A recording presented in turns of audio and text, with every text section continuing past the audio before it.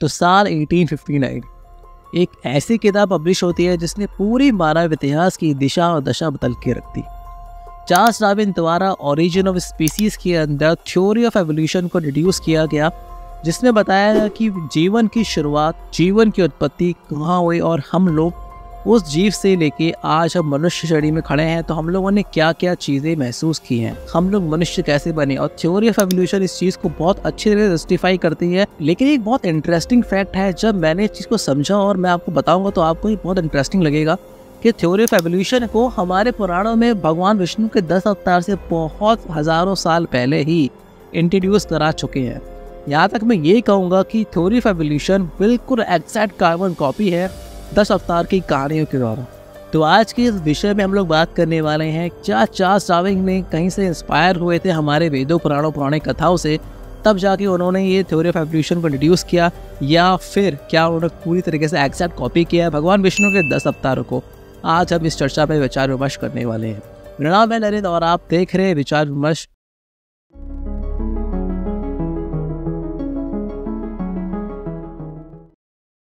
जब theory of evolution introduce की गई थी तो लोगों को लगा था कि इससे ज़्यादा साइंटिफिक लॉजिकल एक्सप्लेनेशन हमारे जीवन विकास का कोई बता नहीं सकता। लेकिन अगर कोई हमारे वेद पुराण को अध्ययन किया होता किसी ने, तो उसको बहुत सालों पहले पता चल जाता कि हमें पहले से ही पता है कि जीवन की उत्पत्ति कब हुई, कहाँ हुई, कैसे हुई और इसका क्रम क्या है।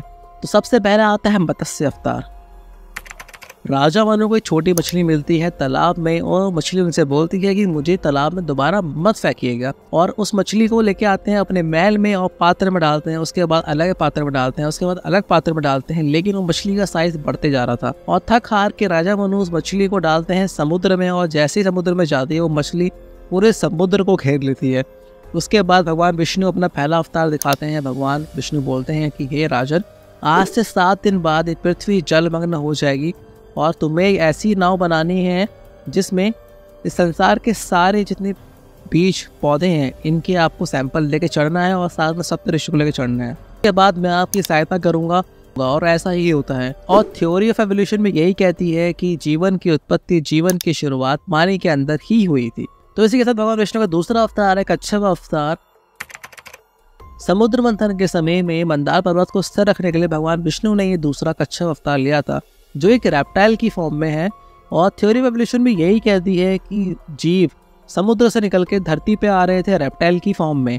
और थ्योरी ऑफ एवोल्यूशन और भगवान विष्णु का दूसरा अवतार बिल्कुल यहाँ पे सटीक बैठता है। इसी के साथ भगवान विष्णु का तीसरा अवतार आता है वारा अवतार, जिसने पृथ्वी को ओशन से निकाल के उसकी कक्षा में स्थापित किया था। थ्योरी ऑफ एवोल्यूशन ये कहती है कि विकास के चरण में जीव जो है पूरी तरीके से ढल चुका था उसका शरीर धरती पे रहने के लिए। इसी के साथ भगवान विष्णु का चौथा अवतार आता है नरसिंह अवतार, जिसे दिखाया जाता है कि आधा जानवर है आधा मनुष्य है।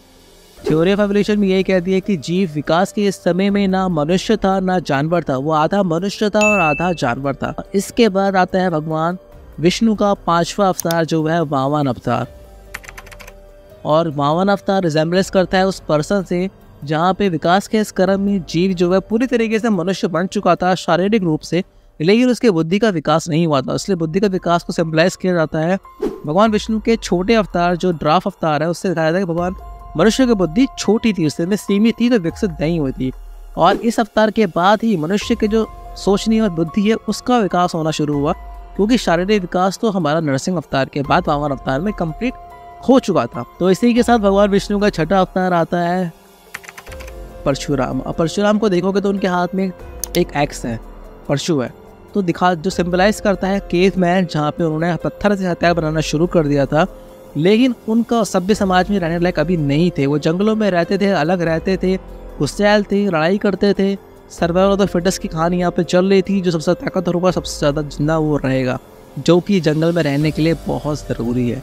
तो छठे अवतार के बाद ही थ्योरी ऑफ एवोल्यूशन खत्म हो जाती है। लेकिन हमारे पुराणों में इसके बाद जो अवतार हुए हैं उसने दिखाया गया है कि मनुष्य ने सोशली साइकोलॉजिकली इनलाइटमेंट की तरफ, अपने मन की शांति की तरफ कैसे उसने अपनी जर्नी शुरू करी है। इसके बाद आता है भगवान विष्णु का सातवां अवतार जो है हमारे प्रभु राम। अगर प्रभु राम को आप देखोगे तो आपके मन में आएगा कि परफेक्ट मैन जो मर्यादा से रहते हैं, जो मर्यादा से काम करते हैं, जो अपनी मर्यादा के आगे कुछ काम नहीं करते। यहाँ विकास के इस चरण में मनुष्य जो है सभ्य समाज में रहने के लायक हो गया था।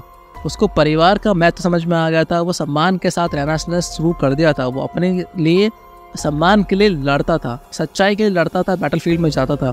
और जो पूरी तरह सिंबलाइज करता है कि प्रभु श्री राम ने रावण को अपनी सच्चाई, डिग्निटी के लिए उसका वध किया था। भगवान श्री राम के हाथ में देखोगे तो उनके हाथ में धनुष है और तीर है, और सब लोग जो है धनुष, तीर और हथियारों से लड़ते हैं, जो सिंबलाइज करता है कि कैसे हम लोगों ने स्टोन एज में जो परशुराम के अवतार के सिंबलाइज में या पत्थर से लड़ रहे थे, उसके बाद उनके हाथ में हंटिंग के लिए हथियार आ गए हैं। इसी के साथ भगवान विष्णु के 8वें अवतार की तरफ चलेंगे, जो है बलराम जी। देखिए, विष्णु पुराण के अनुसार भगवान विष्णु के 8वें अवतार है बलराम जी। भगवान बलराम को अगर देखोगे तो उनका हथियार जो है वो हल है। मतलब सिंबलाइज करता है कि मनुष्य विकास के इस चरण में उन्होंने खेती बाड़ी शुरू कर दी थी। उनको एग्रीकल्चर का महत्व समझ में आ गया था, हरियाली का महत्व समझ में आ गया था। और इसी के साथ अगला जो अवतार है भगवान विष्णु का, जो है 9वां अवतार, हम सबके प्यारे भगवान कृष्ण। जमीन जायदाद को उसने सिर्फ अपनी प्रॉपर्टी समझ लिया था कि यही उनकी जागीर है, इसके आगे उन्हें कुछ समझ में नहीं आ रहा था। और विकास के इस चरण में मनुष्य अपने आप को सर्वशक्तिशाली समझने लगा था। उसको लगा था कि ये जो जमीन है उसकी जायदाद हो गई है। नातों को, कायदे कानून को समझने के लायक नहीं था। उसके सामने बहुत सारे इमोशन, लव, हेट, पॉलिटिक्स सब के सामने आ रहा था, उससे कुछ समझ में नहीं आ रहा था। वो ज्ञान के अधिकार में पूरी तरीके से डूब चुका था। और यहाँ पे अगर आप भगवान कृष्ण को देखोगे तो सिंबलाइज करते हैं कि अगर इंसान चाहे तो अपनी नॉलेज से कैसे पॉलिटिकली परफेक्ट होते हुए अपने शेयर इंटेलिजेंस से, वॉरफेयर से एक हथियार उठाए बिना भी पूरी इतनी बड़ी महाभारत की वॉर को ख़त्म कर सकता है, और अपने ज्ञान से इस पूरे संसार को ज्ञान दे सकता है। तो यहाँ पे भगवान कृष्ण ये सिंबलाइज करते हैं कि परफेक्ट मैन क्या होता है। और अगर आप भगवान राम को देखोगे तो वो एक सभ्य समाज में रहने के लायक दिखाते हैं कि कैसा एक सभ्य समाज रहने लायक होता है, मर्यादा के साथ। भगवान कृष्ण दिखाते हैं कि अगर मर्यादा तोड़ने की आवश्यकता पड़े तो मर्यादा तोड़ी जा सकती है। और इस चरण में मनुष्य जो है अपनी बुद्धि के विकास से थोड़ा और आगे चले जाता है। अब बात करेंगे भगवान कल्कि की, जो अवतार अभी इंकारनेशन अभी हुआ नहीं है, लेकिन उसके बारे में हमारे पुराणों में पहले से लिखा गया है। तो अगर आप स्कर्चर्स पढ़ेंगे ना, इतिहास पढ़ेंगे, पुराण पढ़ेंगे, समझेंगे कि कल्कि अवतार कैसा होने वाला है, तो समझ में मुझे तरीके से आता है कि वो एक तो हम जो स्पीशीज अभी हैं मेंटली और फिजिकली उससे सुपीरियर होंगे। हम एवोल्यूशन के एक और दौर पे चले जाएंगे जहाँ पे हम लोग फ्यूचरिस्टिक हो जाएंगे और ज़्यादा। एआई का बहुत एडवांस लेवल पे यूज़ होगा। और जो कल्कि अवतार है वो शायद हमसे पावरफुल बहुत ज़्यादा हो, फिजिकली, मेंटली। उस समय वो आएंगे और पूरे अधर्मियों का नाश करेंगे, संसार को फिर से सतयुग की तरफ लेके जाएंगे और वो चक्र दोबारा चला देंगे। तो यहाँ पे ही 10 अवतार भगवान विष्णु के ख़त्म होते हैं, और जो थ्योरी ऑफ एवोल्यूशन है वो सिर्फ 6वें अवतार तक रह जाती है कि उन्हें फिजिकली ट्रांसफॉर्म हो गए थे। लेकिन 7वें अवतार से हमारे जो मनुष्य की जो बुद्धि है उसका विकास थ्योरी ऑफ एवोल्यूशन नहीं दिखा सकती, जो हमारे पुराण दिखा सकते हैं। तो यहाँ पे क्लियरली समझ में यह आता है कि थ्योरी ऑफ एवोल्यूशन और 10 अवतार के बीच में बहुत ज़्यादा सिमिलरिटीज़ है। थ्योरी ऑफ एवोल्यूशन कॉपी की गई थी हमारे 10 अवतार कथा से। तो क्या है आपके विचार, इसको ज़रूर लिखिएगा इस बारे में।